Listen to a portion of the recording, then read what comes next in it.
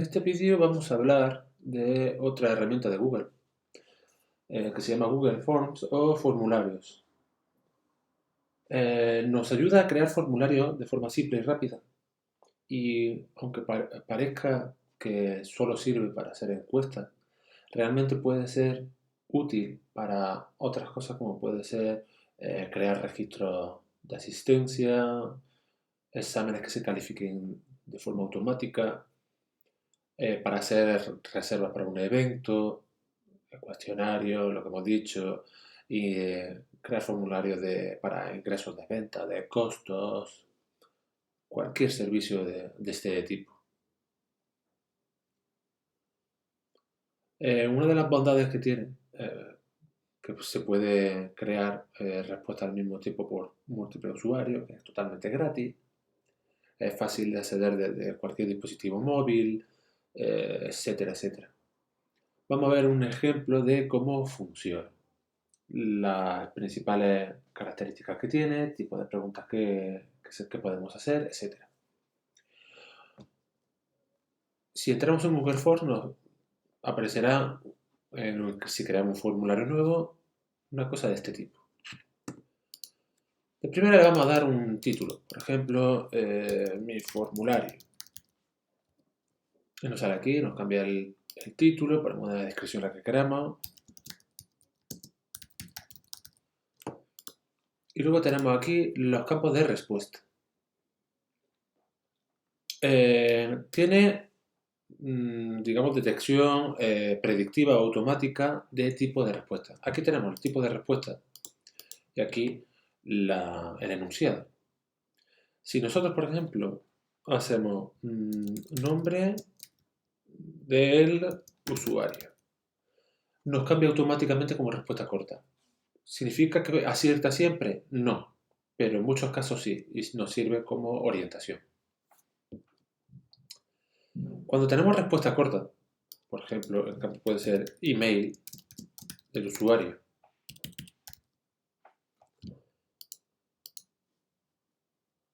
podemos tener la opción de validación de respuestas, en el que indiquemos qué tipo de respuesta es válida, cuál no, y en el caso de que no sea aceptada, un mensaje de error para indicarle al usuario cuál sería el tipo de respuesta más óptimo.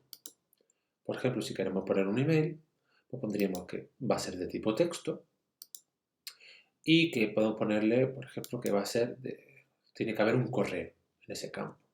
En el caso de que no haya, pondríamos un mensaje de error, por ejemplo, tiene que introducir un email válido. Imaginemos que estamos haciendo un campo que sea la edad de un usuario y el mínimo de edad para hacer el formulario o la encuesta o el examen es 18 años. Pues entonces pondríamos aquí, es un número y tiene que ser mayor que 18. En caso contrario, lanzará un mensaje personalizado de error que sea, tiene que ser mayor de edad. Bueno, en este caso sería mayor o igual que 18. Y podemos tanto números como textos, como indicar un número máximo de caracteres o expresiones regulares que tendrían un patrón concreto. Por ejemplo, el campo de DNI podríamos hacerlo de esta forma. Luego tenemos el campo de párrafo. Imaginemos que decimos, describa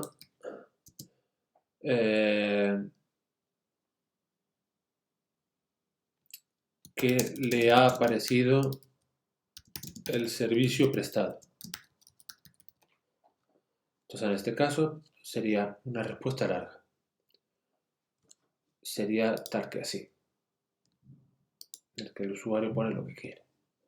Estas preguntas son un poco trampas, porque cuando pongamos preguntas tan abiertas en las que el usuario puede introducir lo que sea, podemos encontrarnos problemas de que luego a la hora de procesar los datos en bruto que nos va a meter, vamos a tener ciertos problemas para procesarlo. Luego tenemos la opción de varias opciones. Imaginemos que estamos con el género. Y ponemos pues hombre, mujer, habéis visto que lo ha rellenado automáticamente. Y la opción de prefiero no decirlo, también lo ha rellenado automáticamente. En este caso tiene sentido que sea varias opciones, porque nos va a permitir seleccionar una sola opción. No podemos seleccionar más de una. ¿Que queremos que sea un campo obligatorio? Lo señalamos como obligatorio. En ese caso lo tiene que rellenar sí o sí. En cambio, en casillas, vamos a poner que no es obligatorio porque no tendría sentido, ahora os lo explico. Imaginemos que tenemos la opción de poner aficiones. Y tenemos, por ejemplo, pues deporte, fotografía, otros. En este caso, podemos seleccionar todos, podemos seleccionar uno o podemos dejarlo en blanco si queremos. Para campo totalmente abierto, multirespuesta.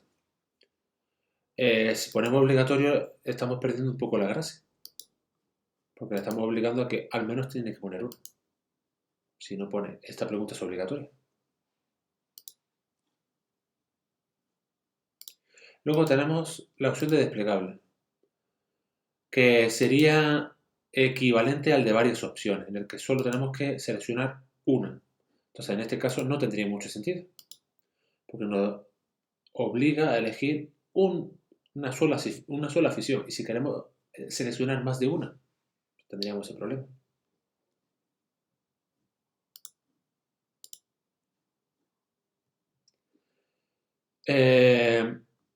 En este caso no tendría sentido. Por ejemplo, en el del género, el ejemplo del género, sí.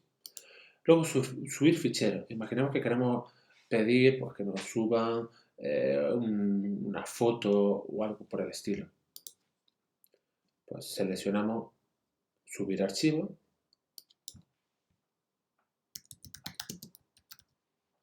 Y podemos decirle pues, que sea de un tipo concreto, por ejemplo, vamos así, tipo imagen, el número máximo de archivo y el tamaño máximo de cada archivo. Y eso irá directamente a Google Drive y podremos almacenar. Luego escala lineal, por ejemplo, califique la calidad del servicio. Pues ponemos rango que puede ir de 0 a lo que sea. En este caso hemos puesto, por ejemplo, de 0 a 9, donde 0 será muy mal y 9 será muy bien o excelente. Quedaría de esta forma, en la que tenemos que seleccionar un valor en el rango indicado. Cuando tenemos cuadrícula de varias opciones y cuadrícula de varias casillas, lo que nos permite es agrupar varias preguntas de ese tipo. Por ejemplo, cuadrícula de varias opciones. Imaginemos que tenemos la pregunta de califique, no, indique en qué redes sociales es activo, ¿vale? O en cuáles redes sociales es activo. Ponemos, por ejemplo, Twitter, ponemos Instagram, Facebook, TikTok, etcétera. Y le ponemos pues que si es activo o no es activo. En este caso nos aparecerá de esta forma en el que cada red social vamos indicando si es activo o no es activo. Si no utilizásemos esta opción multirespuesta tendríamos que hacer 4 preguntas para rellenar toda esta información. Una pregunta que sea ¿es activo en Twitter? Y 2 opciones, sí o no. Otra misma, ¿es activo en Instagram? Tal. Cuando tenemos preguntas así muy iterativas sobre una misma temática o relacionada, podemos agruparlo de esta forma. Podríamos hacerlo también de la misma forma, pero con casillas. En este caso, pues, imaginemos que le estamos preguntando, mm, indique la mejor funcionalidad de cada red social o indique mejor las funcionalidades que más usa o que suele usar. Ponemos, por ejemplo, historias, post, o más que post, publicaciones, mensajería, etcétera. Entonces, de esta forma, de cada red social podemos seleccionar varias o ninguna. Queda súper abierto. Y nos ahorramos el tener que hacer 4 preguntas para rellenar toda esta información. Y por último, pues insertar una fecha concreta, por ejemplo, fecha de nacimiento, etcétera. Y una hora concreta. Esto en cuanto a diferentes tipos de preguntas que podemos incluir. Podemos insertar imágenes para cada pregunta. Podemos añadir diferentes preguntas con el botón de más. Podemos importar preguntas de otro formulario que tengamos. Si dos preguntas son parecidas, por ejemplo, fecha de nacimiento, pues más rápida las duplicamos y ponemos pues, fecha de nacimiento, fecha de inscripción, por ejemplo. Entonces solo tendríamos que cambiar un poco el enunciado y ya está. Podemos añadir un título, una descripción, incluir un vídeo, etc. Otra funcionalidad interesante sería el de diferentes secciones. Vamos a crear 3 secciones. La última va a ser de finalización y vamos a explicar cómo serían los saltos. Vamos a poner gracias por participar. Y esta pregunta la vamos a borrar. Imaginemos que tenemos una pregunta del tipo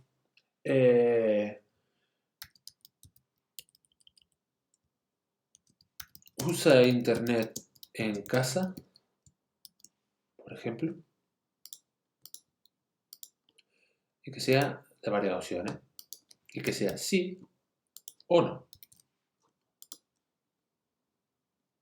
Esta también la vamos a borrar. Y aquí vamos a incluir otra pregunta que sea ¿tiene buena calidad? O indique la calidad de internet en casa.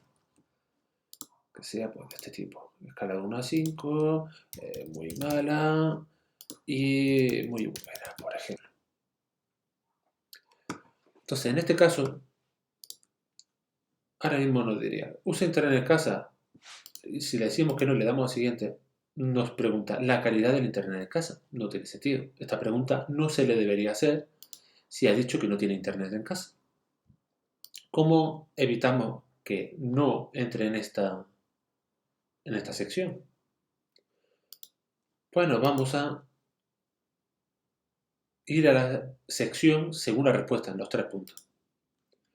Entonces se nos crea aquí a la derecha pues, diferentes saltos de sección en función de la respuesta que demos. Si decimos que sí, que usa internet, pues le decimos que salta a la siguiente sección, que sería la sección 2, y contesta esto. Pero si dice que no, vamos a decirle que se salte la sección 2 y salte directamente a la 3, que es donde ya finaliza la encuesta. Por decimos, ir a la sección 3. De esta forma, si decimos, ¿usa internet en casa? Sí. Nos pasa a la siguiente pregunta, en la que decimos tal y llegamos al fin. Si le decimos que no usa internet en casa, directamente salta a la última sección y no le hemos hecho la pregunta que no correspondía en este caso. Para terminar, tema de diseño, tenemos aquí la personalización, en el que podemos cambiarle el nombre, elegir un encabezado, el color de fondo, el estilo de la fuente que queremos. No vienen muchas fuente, pero podemos cambiarlo.